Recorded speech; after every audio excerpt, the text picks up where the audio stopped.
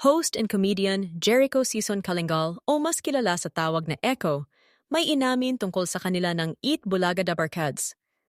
Si Echo nga ay isang host at comedian performer sa comedy bar nila Vice Ganda at Alan K.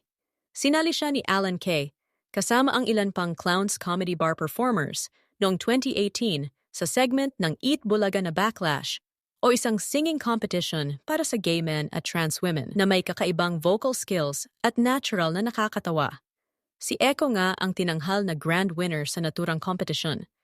At matapos noon, napabilang na siya sa mga Dabarkads mula 2019 hanggang 2020.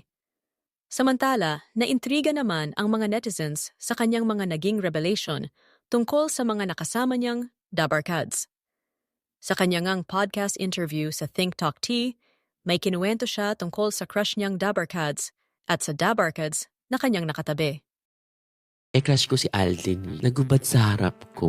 Harap ko talaga. Kita ko talaga yung pink na nipples, yung makinis na ganyan. Gumanon eh. Humarap, sabi niya, Eko, sabi ko, bakit? Huwag mo naman akong kainin sa isip mo. Totoo. Meron ka na bang naka-chorva sa industriya? Meron. Yes. Artista? Yes po. Naging jowa mo? Hindi po. Hindi pwede. Okay. Sikat siya masyado. May naka-one night stand kang sikat na artista? Yes po. Hindi naman sa pagmamaganda. Pero okay lang naman. Charis. Ano nangyari sa inyo? Eh di, pinaligay namin isa't isa. Sinong lumapit? Inaya niya ako sa bahay nila. Okay. Inom-inom lang ng alak, nalasing, Netflix and chill. Oh. Yes, sa sobrang chill, tumayo lahat ang dapat tumayo. What happened after? Nagising na lang kami, magkayakap kami. Tapos breakfast in bed.